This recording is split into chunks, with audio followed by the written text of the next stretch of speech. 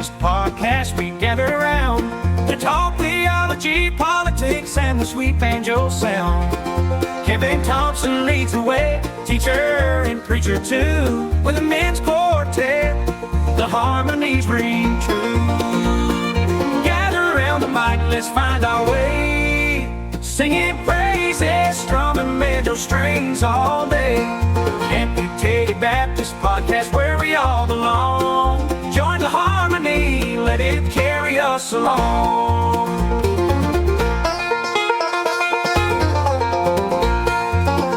With a passion for faith and a banjo by our side, we don't deep, we don't hide, we take it all in stride. From parables to politics, every topic on the table, let's harmonize together, let's make it stable. In the chord progressions we find our peace, singing praises, strumming banjo strings all day. Amputated Baptist podcast where we all belong. Join the harmony, let it carry us along. Theology, politics, and a little bit of banjo. You're listening to the Amputated Baptist podcast. And now, here is your host, the Amputated Baptist himself, Kevin Thompson. All right, well, welcome back to the podcast. Years ago, back during our War for Independence, there was a group known as the Black Robed Regiment.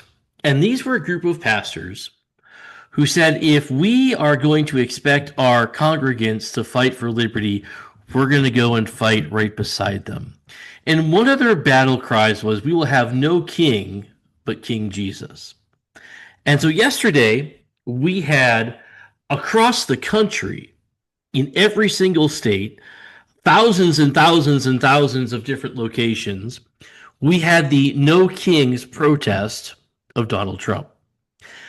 I have been criticized for going, and I can't say it's been a huge backlash, but I've had a couple of friends like, what in the world are you doing there? And so I thought I wanted to explore that. And so I invited two friends to join me who were also there at the same event, even though I didn't connect with Reese, and I'm mad about that because he was giving out free buttons, and I didn't get one. So I asked two of my friends who are, I think, I don't want to say worlds apart, but different ideologically, politically, and philosophically.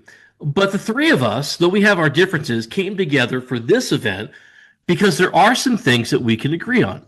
So I'll introduce our guests. So first we have a self-identified libtard who suffers from Trump derangement syndrome, a local rabble-rouser by the name of Vivian Creekmore. Vivian, welcome to our podcast. Thank you. Happy to be here. Now, I'm saying this in jest, of course, but Vivian gets my humor. And our local Libertarian, in fact, chairman of the Wisconsin Party, Reese Wood. Reese, welcome back to our podcast. Thanks for having me, Kevin. Okay, so I want to talk about why. Let's just start with why. Why did you attend this thing? Why are you there? So, Vivian, we'll start with you. Why would you go to this protest? We live in America. We don't have a king, do we? Well, I think a lot of people don't understand metaphor. And we don't just live in different bubbles. We live in different news and fact bubbles. We won't all hear or believe the same thing. I attended that because I consider current actions by Trump and by the Republican administration to be anti-freedom, anti-constitution, anti-democracy, and threat, a real threat. So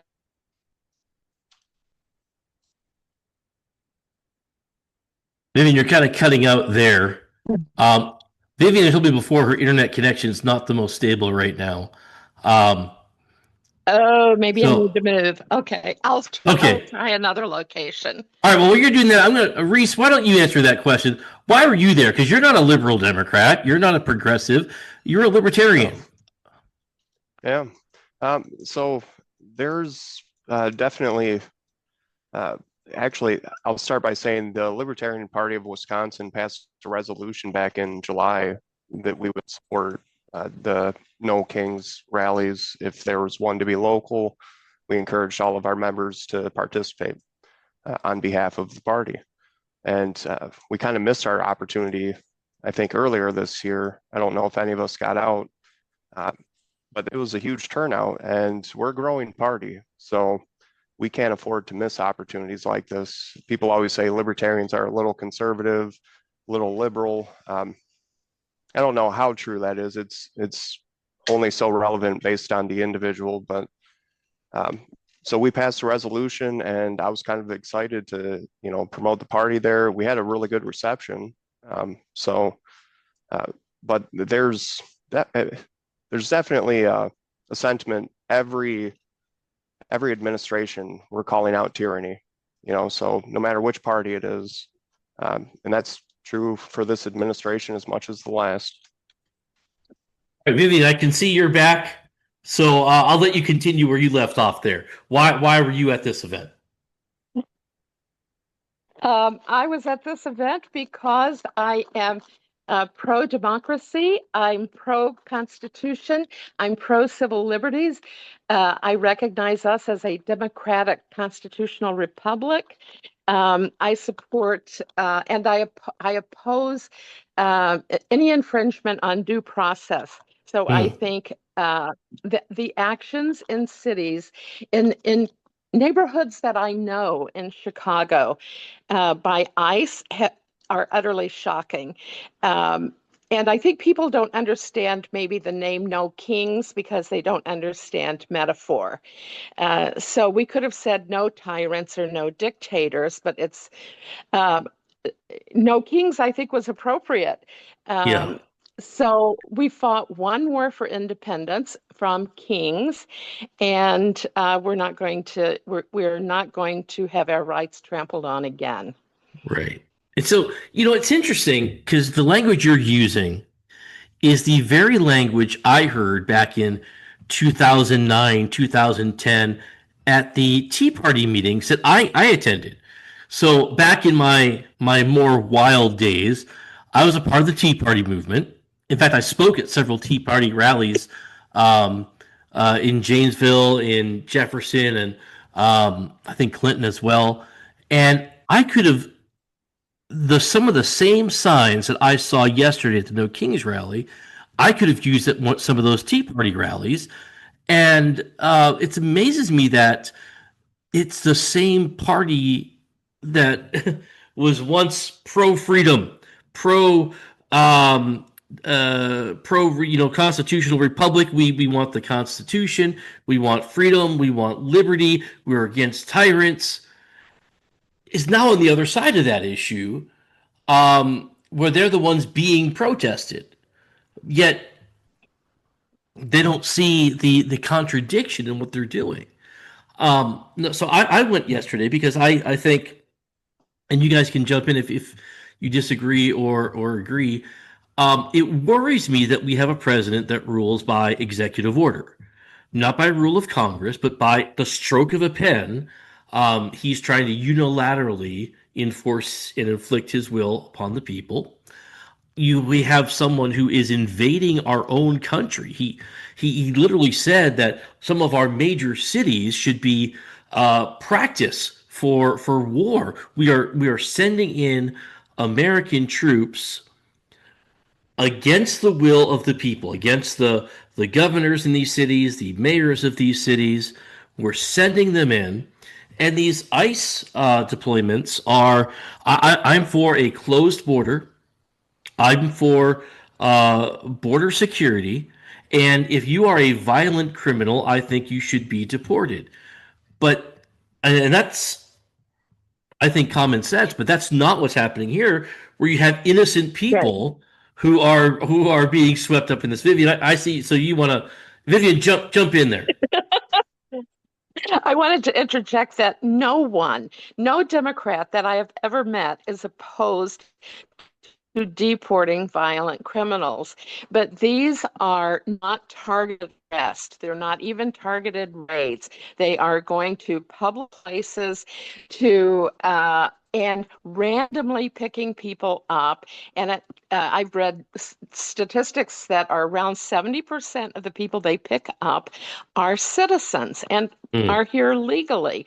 And it is masked people with no IDs, no designations on their cars, with military weapons, picking people up off the street. So how would you know if you were being carjacked or picked up by people claiming to be ICE? And I don't even see any proof that they're ICE. So I oppose that with everything I've got. And I no one is for open borders, and we've never actually had open borders, or no one that I know of.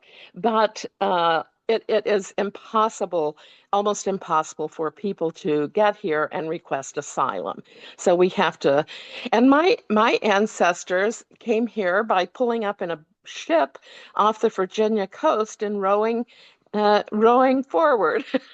And so many people who believe that their ancestors went through this huge process to get here did not, because their immigration laws were different. Right. Reese, what are your thoughts there? I know Libertarian Party has been very vocal on this. So what is your stance there on immigration and these ICE raids?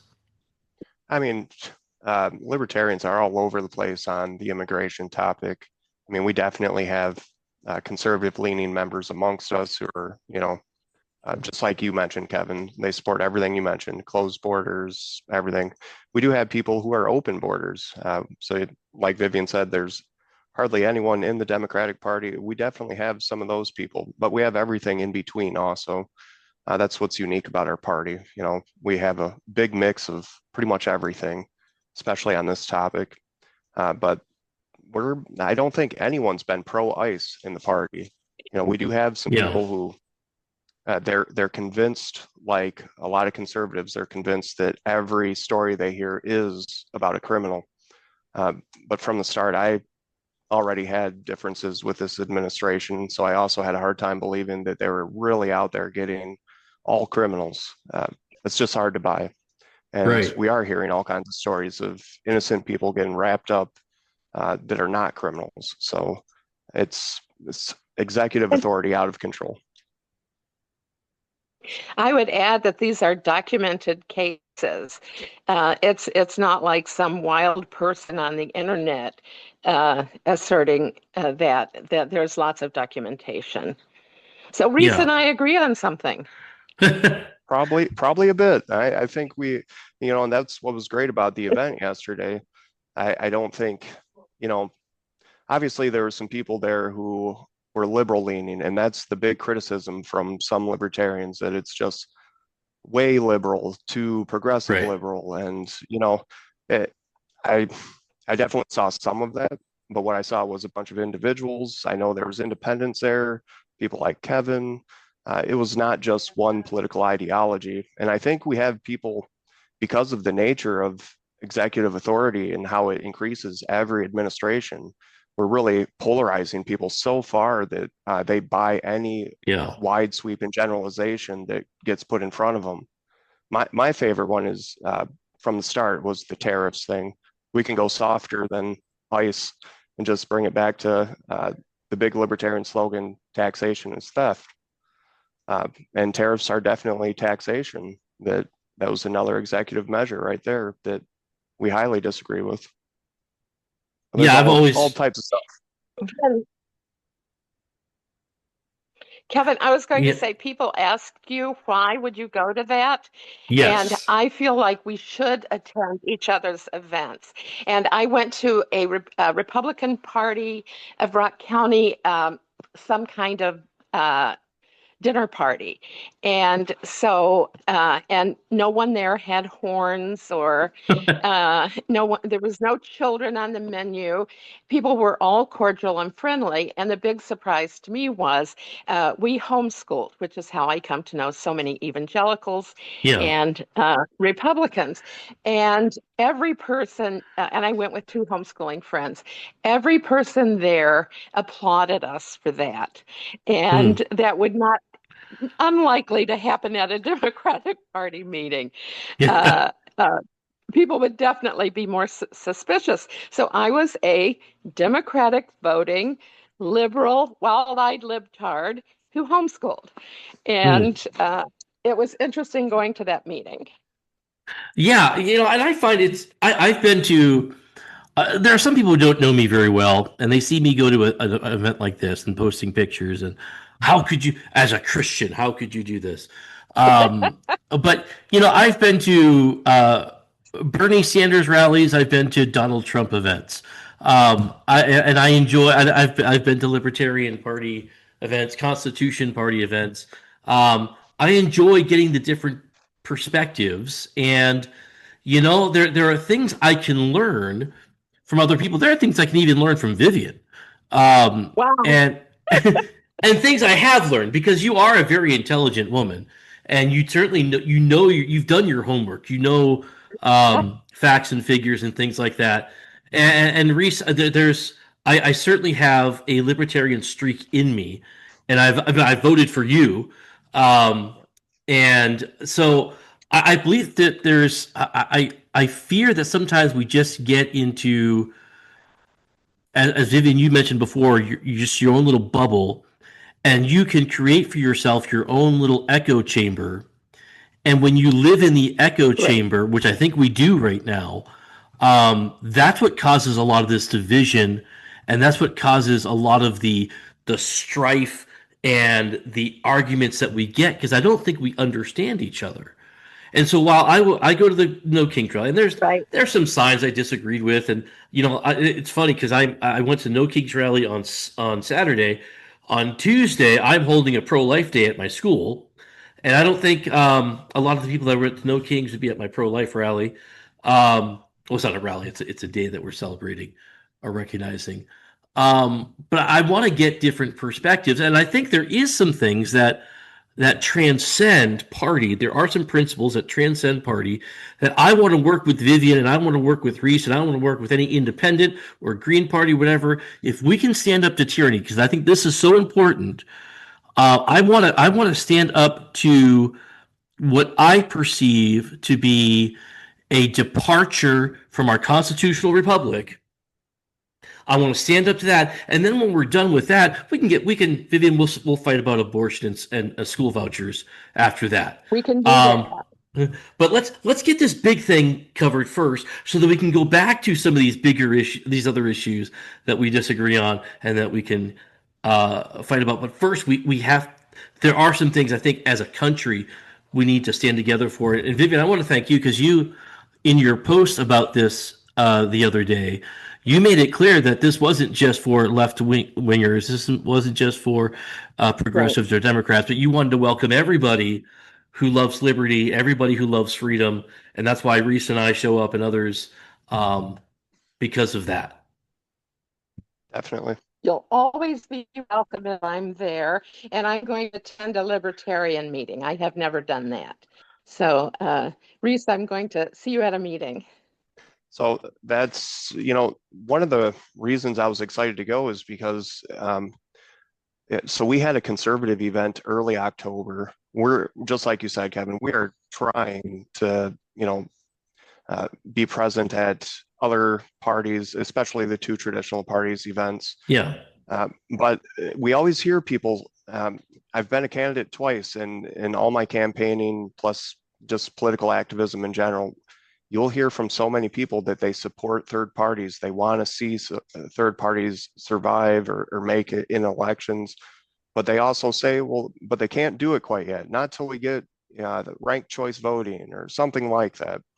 The truth is, it starts with people just doing what we did at the rally the other day. Just show up and put your, metaphorical money where your mouth is. Just Right. walk the walk, talk the talk. But it really doesn't happen enough. I've been a libertarian since about, at least a dues paying member since about 2015. So about 10 years now. And we don't see hardly any people from the other party show up. Yeah. At least not enough in frequencies that make a difference, but that's what we need. Vivian, I'm curious, what are your thoughts on ranked choice voting? I know Reese and I agree on that. And I think that's something that could actually force people to work together. But what do you think? Well, I'm all for it, although I do not have the capacity to describe how it works. I would have to have that written out, but I support ranked choice voting.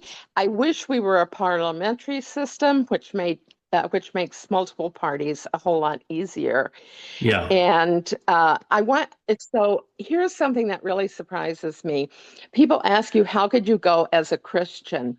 The majority of Democrats that I know are Christian, or maybe Jewish or Muslim. I know very few non-religious people who are Democrats, and I would describe myself as non-religious. Although I sure am walking that Matthew 25. And my parents, my mother was very religious. She was a school teacher.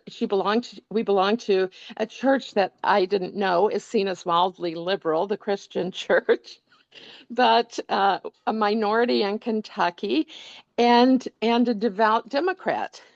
So there's no contradiction there. In fact, and I don't.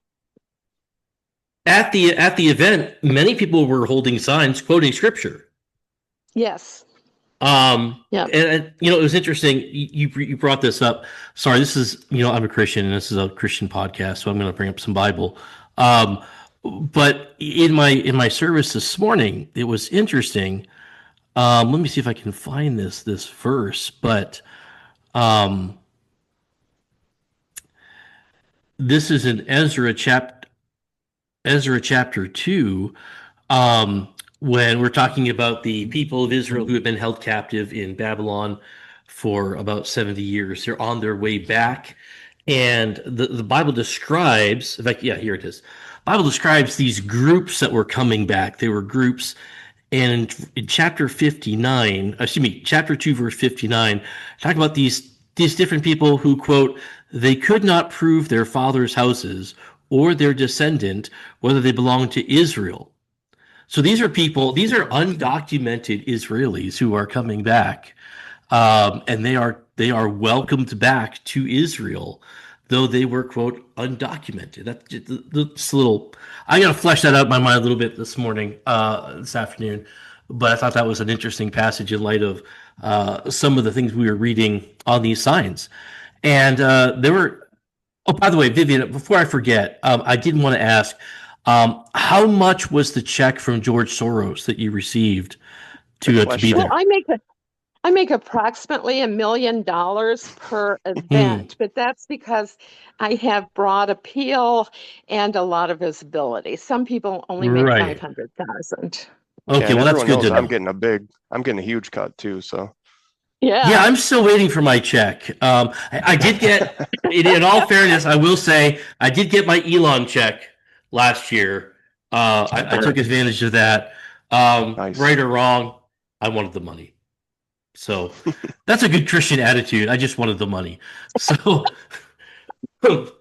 but hey, I'll sign this thing for it. But as it turned out, it backfired greatly, and I still got the money.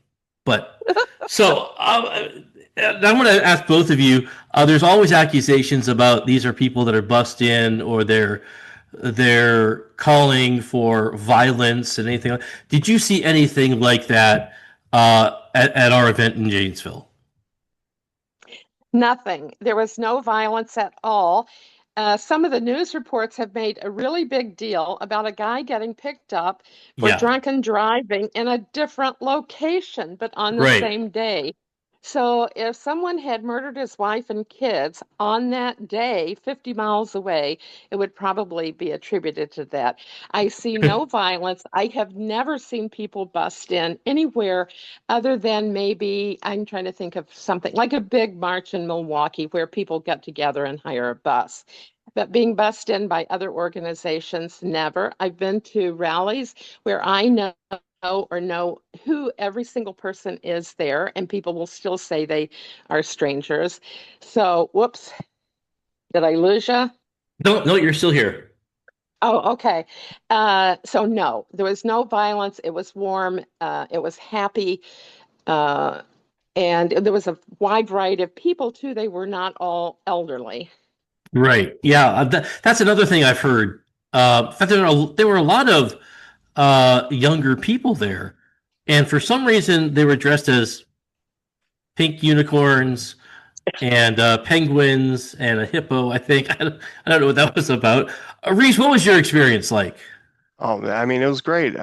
Just the responses. I wore my Libertarian Party of Wisconsin shirt that said "All your freedoms, all the time," and I had so many people come up and show interest, thanking us for being there. And the one thing that stood out to me, with the peak issue, I think for most libertarians, is that overlaps with Democrats, is the Epstein issue.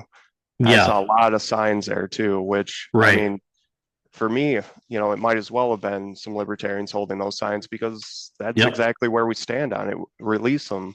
What are we doing waiting? That was one of Trump's big promises. Right. But yeah, I mean, the event was peaceful, and people need to know that. I met a lot of nice people there. And I was walking around. I didn't stay for the whole thing. I was getting a little tired. My back was hurting, and I'm old and disabled. Which, if there were buses, I mean, I would have taken one. Because I had to walk up this big hill on Court Street that was almost killed me. But anyway, walking through, talking to people, it was a nice. I didn't see anyone that was rude. I saw a couple weird people, but you see that at every rally. But releasing the Epstein file, Vivian, I do want to ask you about that, because one of the criticisms is, and again, we've done an episode here. We had Clinton Anderson on, and absolutely release the Epstein files. There's no reason why they shouldn't be. But Vivian, one of the criticisms that people are launching against Democrats is, why weren't you asking this during the Biden administration? When Joe Biden was president, why weren't you demanding that? Is that a fair criticism? No, there was actually a court order in effect at that time. Okay, Vivian, we lost you there for a second, but I think that was I'm going to say that was a government conspiracy to silence you as you're about to speak the truth. Yes. No, the Epstein files couldn't be released during Biden's because of a court order. I don't remember what the court order was about, but I looked that up. So way back in the day when I was working as a psychiatric social worker, a huge percentage of people who have mental health disorders were sexually abused as children, often by relatives. And I cannot describe their suffering. And I wish that every single person would listen to or read a description of what it's like to be raped as a child. It is utterly hideous. And all right, you froze up there again, Vivian, but I would agree that next to nothing to protect children. Yeah, I think that's something we can all agree on, is that children need to be protected, and that the trauma from sexual abuse, that just doesn't get better. That doesn't go away. That's something they're going to have to live with for the rest of their lives. And the Epstein situation not only highlights the wickedness and debauchery, and I'll even say demonic wickedness of some people in high places, and that those need to be exposed. But it does highlight a bigger issue, that there are children even right now who are going through this, and that we don't give enough attention to, and that if this bigger, that would be great. For some reason, my microphone just changed. There it is. Okay. All right. So we get I'm looking at the time here. We got to wrap things up. But final thoughts, Reese. What are your final thoughts on the No Kings rally, and tell us more about how we can learn about the Libertarian Party. I just want everyone who attended or considered attending to, like I mentioned earlier, really give thought to supporting third parties, even if it's not the Libertarian Party. We need to figure out how to get back to diplomacy, where you can talk to your fellow Americans, where it's not just you're cutting them down online, and in reality, people are a little more civil with each other. But those opportunities to have civil discussions, they need to take place. We have to create those moments. Vivian, what are your final? Libertarian Party, find us at LPWI. And we'll have that in our show notes. LPWI.org. There you go. We'll have that in our show notes so everyone can link on there. Vivian, what are some resources you would recommend people or point people to, and give us your final thoughts from yesterday? I think you're frozen again. There we go. To read more, oh, dang it. Okay. I'd like people to know more about authoritarianism, and this is the cheapest, fastest, easiest way to do it. Bob Altemeyer is I think, social psychologist in Canada who wrote a book, The Authoritarians. He has made it free to the public. You can read it online or download it. I have a friend that downloaded and printed it. It's theauthoritarians.org. That is completely free. It's totally engaging, an easy read. And then if you want to know how people come to be willing to do horrible things, a la the past, the Holocaust, read the Stanford Prison Experience. Just Google that. And about what happens when people have complete authority over someone else, and the Milgram shock experiment, which is about people's willingness to obey authority. And you will understand it all if you read any one of those three. But The Authoritarians is online and it's free. All right. Well, thank you, both of you, for coming. And my recommendation would be to attend the Stateline Youth Conference this Friday, where if you want to get some free podcast merch, that's the place to go. They're at Faith Fellowship Church in South Beloit. I'll have a link to that. So you can meet me in person live, and we will be doing a couple of live podcasts while we're there. My friend and often guest Ray Jewell will be there, and he'll be selling his book as well. I haven't written a book. All my friends are writing books, but I haven't written one yet. But Ray's trying to get me to do something with that, but we'll see. But thank you, Vivian. Thank you, Reese, for joining us. And thank all of you for joining us. And don't forget all that information, amputedbaptist.com, and join our Facebook group. We're also on all the social medias. Just Google Amputated Baptist. And so we will see you all back here next week. Until then, have a great rest of your week. Amputated Baptist Podcast, where we all belong. Join the harmony, let it carry us along.